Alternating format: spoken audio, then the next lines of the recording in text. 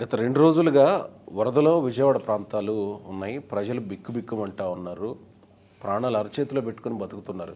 ఇటు దిగువకి పైపుల్ road, Ambapuram, YSR colony, Singhnagar, Vambay colony, Singh Nagar ఇటు పరిస్థితులకు వస్తాయి. ఇప్పుడు మళ్ళా కరకట్ట వైపుకి కూడా వచ్చేసింది. వరద బీభత్సంగా మీకు పెరిగిపోయింది. ఇంచుమించుగా core Vijayawada Bandar road, Eluru road ఆ మధ్యలో తప్ప అంతే.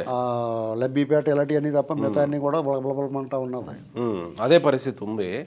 అయితే నిన్న ఉదయం నుంచి చంద్రబాబు నాయుడు ముఖ్యమంత్రిగా ఆ ప్రాంతాల్లో బోట్లో పర్యటిస్తూ, పడవల్లో పర్యటిస్తూ కలెక్టర్తో పాటు మిగతా అధికారులతో పాటు అక్కడ పర్యటిస్తూ జనాలకి ధైర్యం చెప్పే ప్రయత్నం చేస్తున్నారు. జనాల అవసరాలు తీర్చే ప్రయత్నం చేస్తున్నారు. అది రాత్రి అర్ధరాత్రి దాటి 3:30 వరకు కొనసాగింది. ఇక్కడ అనుమానం వస్తున్న విషయం ఏంటంటే ముఖ్యమంత్రి కరెక్టే, అధికారులు కరెక్టే, చర్యల్లో సహాయక చర్యల్లో కార్యక్రమాల్లో పాల్గొనాలి. ఏదో చెప్పి వదిలేసే అధికారుల్ని ముఖ్యమంత్రుల్ని చూసిన ఈ రాష్ట్రం 3:30 వరకు వరద నీటిలో జనాలతో సహా సహజీవనం చేస్తున్న వ్యక్తిని చూస్తూ ఉన్నాం.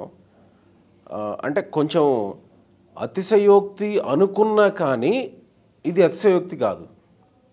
అసలు ఆయన వయస్సు 74 ఏళ్ళు అని అంటే ఎట్లా నమ్మాలి అనేది ప్రశ్న. ఇప్పుడు ఇక్కడ ఏంటంటే అండి, మనం ఆందోళన చెందవలసింది ఏంటంటే ఆయన ఆరోగ్యం గురించి ఆందోళన చెందాలి. అటువంటి వాతావరణంలో తిరిగితే ఆ వయసులో ఉన్న వ్యక్తికి కొంచెం ఆరోగ్యం ఇబ్బంది వస్తుందేమో, ఇతని సేవలు మనం మిస్ అవుతామేమో అనేటువంటిది ఆలోచించాలి తప్ప చంద్రబాబు నాయుడు గారు గంపేసి కప్పెడితే ఆగడం. ఇలాంటి విషయాలు వచ్చినప్పుడు ఆయనకి యంత్రాంగం పనిచేస్తుంది. ఆయన ఉన్నాడంటేనే ఆయన యంత్రాంగం పరిగెడుతుంది. నిన్న చంద్రబాబు గారి పక్కన ఆ కమిషనర్లు లైట్ తీసుకొని ఫోకస్ చేస్తూ ఉన్నారనమాట. నాకు తెలిసి ఏ అధికారి ఆ స్థాయిలో అట్లా వరద నీటిలో బోట్లో కూర్చొని లైట్ తీసుకొని లైట్ పట్టుకొని ఫోకస్ చేసిన అధికారిని నేను చూడలే. ఇప్పుడు మీకు ఎలా ఉంటుందంటే అండి, చాలామంది ఏమంటున్నారంటే, కొంతమంది ఒక వాదన ఉంది, ఈయన ఒక చోట కూర్చొని అడ్మినిస్ట్రేషన్ అంటే ఆయన చేయటం కాదు చేయించడం అన్నారు. నేనేమంటానంటే ఆయన పని చేయించాలంటే వాళ్ళతో పాటు కలిసి పనిచేస్తే ఇంకా ఉత్సాహంగా పనిచేస్తారనేటువంటిది ఒక వాదన. కరెక్టే కదా. రైతు గట్టుమే కూర్చుని తన తన సహాయకుల చేత పని చేయించడానికంటే కూడా రైతు కూడా వ్యవసాయం చేస్తే ఆ వ్యవసాయం మేలుగా ఉంటుంది, మంచి పంట పండుద్ది. కరెక్ట్గా మనం 2 సందర్భాలు చూసాం కదా సార్. 2014లో చంద్రబాబు నాయుడు గారు అధికారం చేపట్టిన వెంటనే వైజాగ్ హుదూద్ అంటే చేపట్టిన వెంటనే అంటే ఒక 4-5 నెలల గ్యాప్లో అక్టోబర్లో ఆ క్రైసిస్ని ఎట్లా ఆయన అధిగమించారనేది చూసాం. ఇప్పుడు అధికారం చేపట్టిన 3 నెలల్లో ఇలాంటిది అంటే రిస్టోర్ చేయడం అనేటువంటి చాలా ఇంపార్టెంట్ అండి. ఇప్పుడు జనం ప్యానిక్ అయిపోతారు, అంటే ఒక రకంగా భయాందోళనకు గురవుతారు. వాళ్ళు ఎప్పుడు కని విని ఎరగని చవి చూడని వాతావరణం విజయవాడ ప్రాంత ప్రజలకి. ఇప్పుడు వైజాగ్ ఉందనుకోండి, తుఫానులు చూశారు, రకరకాల గాలివానలు చూశారు, ఇవన్నీ చూశారు. వాళ్ళకి కొంత అలవాటు. వాళ్ళకే ఉదు తుఫాన్ తర్వాత ఇంకా బీభత్సం అయిపోయింది. ఇక్కడ వీళ్ళు నాగాయలంకలోను లేకపోతే అవనిగడ్లోను ఉప్పెనలో లేకపోతే ఇలాంటి వాతావరణం చూశారు తప్ప శివారు ఇప్పుడు నదీ పరివాహక ప్రాంతంలో సముద్ర మట్టానికి దిగువగా ఉండి ఆ సముద్రానికి దగ్గరలో ఉన్న చోట చూశారు. బ్యాక్ వాటర్స్ అంతా పైకి వచ్చి అక్కడ చూశారు. ఈ పట్టణ ప్రాంతాల్లోనూ ఎగువ ప్రాంతాల్లో ఎప్పుడు ఈ వాతావరణం లేదు. వీళ్ళకి ఇటువంటి పరిస్థితి ఎదురైన తర్వాత మొదట విచిత్రంగా అనిపిస్తుంది, నీరు వచ్చింది అదే పోద్ది అనుకుంటారు. ఇంకా వచ్చి పడిపోతుంటే అది ఆ నీరు తొలగిపోకుండా ఇంకా వచ్చి పడిపోతున్నప్పుడు ఆందోళన వస్తుంది. మెల్లమెల్లగా సెల్లార్లోకి నీరు ప్రారంభమవుద్ది, మొదటి అంతస్తు వరకు నీళ్ళు వచ్చేస్తున్నాయి, వాళ్ళ వస్తువులన్నీ పాడైపోతాయి. మీకు అక్కడ తాగునీరు ఉండదు. ఎందుకంటే తాగునీరు ఎందుకు ఉండదు అంటే అందరూ ఈ మధ్యన వాటర్ క్యాన్లకు అలవాటు పడిపోయారు. ఆ సరఫరా ఉండదు. అంటే ఇంట్లో సహజంగా బార్ నిండా నీళ్లు పెట్టుకుని తాగే రోజులు కాదు. కరెంట్ లేదు కాబట్టి మోటార్లు వేసుకుందామంటే ఉండదు. ఎవరికైనా సమాచారం ఇద్దామంటే సెల్ ఫోన్లో అవకాశం ఛార్జింగ్లు అయిపోతాయి. కరెంట్ ఉండదు, కొవ్వొత్తులు ఉండవు, కటిక చీకట్లో ఉండాలి, పాము పుట్ర పురుగు తేళ్ళు ఇవన్నీ వచ్చేస్తాయి. వరద కదా ఎక్కడెక్కడి నుంచి కొట్టుకొస్తాయి. ఇలాంటి భయాందోళన పరిస్థితుల్లో చంటిబిడ్డలు ఉంటారు, వృద్ధులు ఉంటారు, అనారోగ్యంతో ఉన్న వాళ్ళు ఉంటారు, మెడికేషన్ అవసరమైన వాళ్ళు ఉంటారు, డయాలిసిస్ పేషెంట్లు ఉంటారు. వీళ్ళందరూ కూడా ఒక రకంగా బేతావహ భయానకమైన వాతావరణంలోకి వెళ్ళిపోతారు. ఇదంతా ఒక ఎత్తు ఏ, అయితే వీళ్ళందరికీ ఇది అంతకంతకు పెరిగితే ఇంకా అంతకంతే పెరుగుతూ ఉంటుంది. కొన్ని బలహీనమైన కట్టడాలు ఉంటాయి, కూలిపోతూ ఉంటాయి. అలాగే బండరాళ్ళు తొలిగిపోయి జారిపడి కొంతమంది చనిపోయారు. అవును. ఒక కారు మునిగిపోయి ఒక ఒక ఒక లెక్చరర్ గారు, 2 పిల్లలు చనిపోయారు. అవును. ఇలాంటివన్నీ వార్తలు విన్న తర్వాత గుండె అదిరిపోతూ ఉంటాయి. ప్యానిక్ కండిషన్లోకి వెళ్ళిపోతారు, అది భయాందోళనకు గురైపోతూ ఉంటారు. అప్పుడు ఎవరు మనల్ని పట్టించుకోవట్లేదు, గాలికి వదిలేశారు రా బాబు అనేటువంటి భావన ఒక ఎత్తు. నేనున్నాను అని ఇతను చంద్రబాబు గారు గబక్కని భుజం మీద వేసుకుని ఆంజనేయ స్వామిలాగా రాముని లక్ష్మణ్ని ఎత్తుకెళ్ళినట్టు ఎక్కడికో తీసుకెళ్ళి పెట్టలేడు. కరెక్ట్. కానీ నేనున్నాను అనేటువంటిది ఆ దృశ్యం ఈ రాష్ట్ర ముఖ్యమంత్రి ఎదురుకుండా కనిపిస్తుంటే ఆయన కింద పనిచేసే యంత్రాంగం అంతా కూడా చలనం చేయాల్సిన దానికన్నా ఎక్కువ చేస్తారు. ఖచ్చితంగా ఆయనే చేస్తున్నాడు, మనం కూడా చేయాలనుకుని సామాన్యుడు కూడా ముందుకు వస్తాడు. ఆయనే ఎంత కష్టంలో వరదలో తిరుగుతున్నాడు, మందే వందలే కష్టం అనేటువంటి భావన వాళ్ళ తాలూకు ఆందోళన తగ్గిస్తుంది కదా. అవును. ఇప్పుడు ఆ వయసులో ఒక ముఖ్యమంత్రి హోదాలో ఉండి జగన్మోహన్ రెడ్డిలో ఇంట్లో తొంగవచ్చు. ఇక్కడ ఈయన 3:30 వరకు తిరగాల్సిన అవసరం ఏముంది? ఖచ్చితంగా దానివల్ల ఎంతో కొంత భద్రత, వాళ్ళకు ఒక ధైర్యం అన్నీ కలుగుతాయి. ఈ కాలనీలో తిరిగాడు, అన్ని చోట్ల ఆయన తిరగలేడు, సర్వాంతర్యాం కాదు కదా. కృష్ణుడిలాగా 1000 చోట్ల ఒకేసారి కనపడలేడు. కానీ ఈయన ఇక్కడ తిరుగుతాడన్న వార్తలు తెలిస్తే మన దగ్గర కూడా వస్తాడులే ఓ ధైర్యం. ఎక్కడికక్కడ పార్టీ శ్రేణి, తెలుగుదేశం పార్టీ ఎప్పుడు కూడా మీకు వాళ్ళు ప్రతిపక్షంలో ఉన్నప్పుడు కూడా ఇటువంటి జరిగినప్పుడు వాళ్ళ శ్రేణులందరికీ పిలిపిస్తారు సహాయ సహకారాలు అందించమని.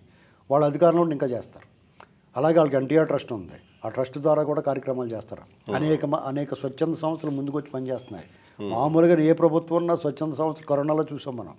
అలాంటివన్నీ ముందుకొచ్చి చంద్రబాబు గారి పిలుపు మేరకు చాలామంది ముందుకొచ్చి పనిచేస్తారు. హోటల్స్ అన్నిటికీ ఆదేశాలు వెళ్ళి హోటల్స్కి వెళ్ళారు. అలాగే మీకు దుర్గగుడిలో తయారు చేస్తున్నారు. కేసినేని అని చిన్నీగా కూడా ఫుడ్ రెడీ ఆల్రెడీ నేను మొన్న నుంచే మొదలెట్టాడు ఆయన.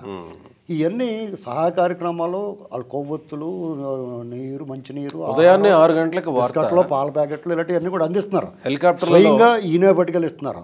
అలాగే మరబోట్లు తెప్పించడానికి డిజాస్టర్ టీం అన్నట్లు తెప్పిస్తున్నారు. కేంద్రంతో మాట్లాడారు, మోడీ గారు మాట్లాడారు. ఇది మొన్నటి రోజున ఇది అంత తీవ్రం అనుకోలేదు ఎవడున్నాయి. నిన్నటికి తీవ్రత ఎక్కువైంది, ఇవాళ ఇంకా భయానకమైన పరిస్థితి ఉంది. ఏంటి విచిత్రంగా వర్షం తగ్గిన తర్వాత. అవును, చూసారా? అంటే పైనుంచి వచ్చి పడిపోతుంది నీరు. అది ఎంత పడిపోతుందో ఇప్పుడు మీకు జస్ట్ గతంలో వచ్చిన భారీ ఎత్తున రికార్డు స్థాయిలో నీరు వచ్చిన దానికి జస్ట్ కొంచెం దగ్గరలో ఉంది, ఇప్పుడు తక్కువలో ఉంది. జస్ట్ అది రీచ్ అయిపోతే ఎలా ఉంటుంది, అప్పటి వరకు పర్లేదు. ఆ మార్క్ దాటేస్తే ఇలాంటి పరిస్థితుల్లో ఇప్పుడు మన కర్నూలు నగరం మునిగిపోవడం చూసాం. అప్పుడు మొట్టమొదటి రాజధాని మనకి. కాబట్టి ఈ సమయంలో అది మునిగిందా, ఇది మునగలేదా, ఈ శుష్కవాదన అనవసరం అండి. అక్కడ మునిగిపోయిన వాళ్ళందరికీ వాళ్ళ నష్టాన్ని ఎవడ తేలేడు, వాళ్ళు పోగొట్టుకున్న దాన్ని ఎవడ ఇవ్వలేడు. అంటే భరోసా కల్పించడం అంటే వెళ్ళి తిరగాల్సిందేనా?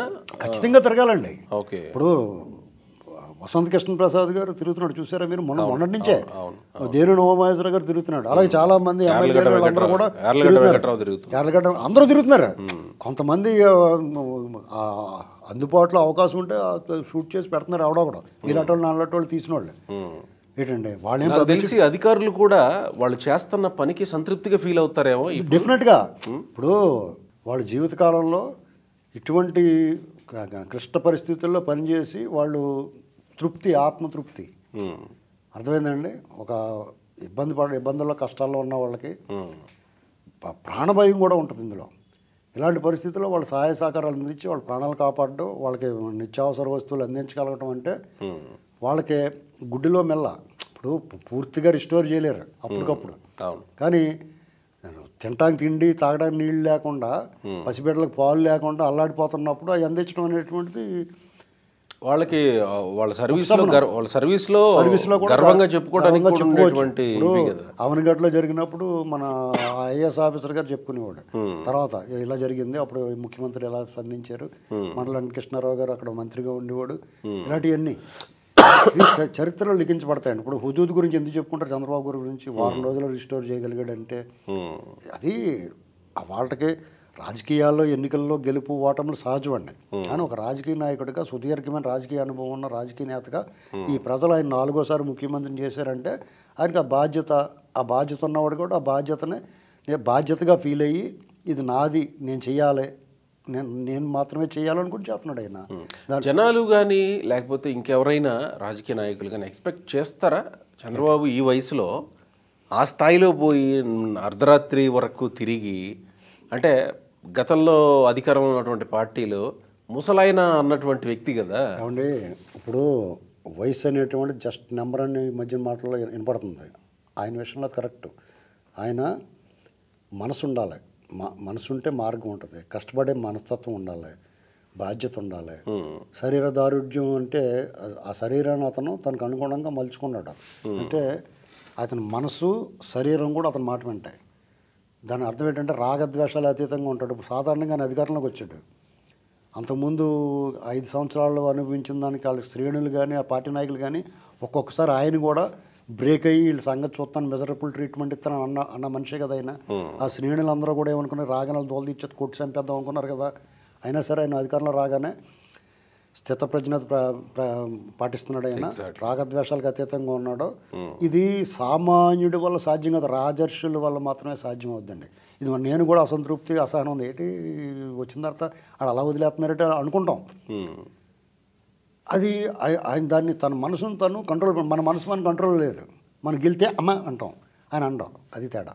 ఇప్పుడు సీఎం కుట్టింది అనుకోండి, కేపమని కేకేస్తాం మనం. ఆయన సీఎం కుట్టినా ఇప్పుడు కొంతమంది సీఎం కొడితే కేకలేస్తారు, కొంతమంది పాము కొడితేనే కానీ నొప్పి రాదు. ఆయనకి ఏ కుట్టినా కానీ నొప్పి రాదు.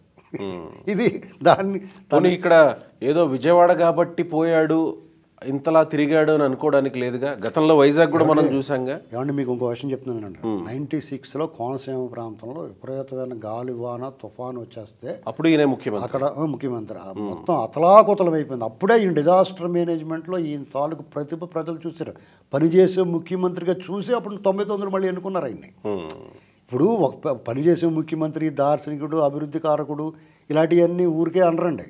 వాళ్ళు చేసిన పనిని బట్టి అంటారు. ఇప్పుడు కొంతమంది ఆ మనుషులను పెట్టేసుకుని మాట్లాడతారు, ఆత్మలు ప్రేతాత్మలు మాట్లాడతాయి, అది వేరే కదా. కానీ ఈయన 96 వరదల్లో తుఫాను సమయంలో కోనసీమ ప్రాంత ప్రజలు ఇప్పటికి వాళ్ళకి ఏదో 60-70లో ఉంటారు, కొంతమంది సర్దేసుకుని ఉంటారు దుకాణం. వాళ్ళ దగ్గరికి వెళ్ళడితే చెప్తారు చంద్రబాబు ఏం చేశాడు అనేటువంటిది. కాబట్టి అలాగే హుదూద్ తిత్లీ తుఫాను ఎప్పుడు మోకాళ్ళ లోతులో తిరిగి మొన్న జగన్మోహన్ రెడ్డి అయ్యాలో కూడా తిరిగాడు ఈయన. అన్నమయ్య గేట్లు పోయినప్పుడు ఈయన ఎప్పుడు కూడా అధికారంలో ఉన్నా ప్రతిపక్షంలో ఉన్నా ప్రజల దగ్గరికి వెళ్ళడానికి కష్టం, వాళ్ళు వెళ్ళనివ్వలేదు. ఇప్పుడు ఆయన ప్రతిపక్షంలో ఉన్నప్పుడు ఇలా ఆటంకాలు సృష్టించేవారు ఎవరు ప్రభుత్వాలు. జగన్మోహన్ రెడ్డి మరీ నిరంకుశం నిరబంధం. మిగతా కాంగ్రెస్ ప్రభుత్వం ఉన్నప్పుడు వెళ్ళనిచ్చేవారు. కానీ దీనికి ఆయన భేదం లేదు. అధికారంలో ప్రతిపక్షంలో ఉన్నప్పుడు వాళ్ళ ట్రస్ట్ ద్వారానో వాళ్ళ పార్టీ శ్రేణుల ద్వారానో సహాయం అందించడం ట్రై చేసేవాడు. అధికారంలో ఉన్నాడు కాబట్టి ఇంకొంచెం ఎక్కువ చేయగలుగుతాడు. రైట్.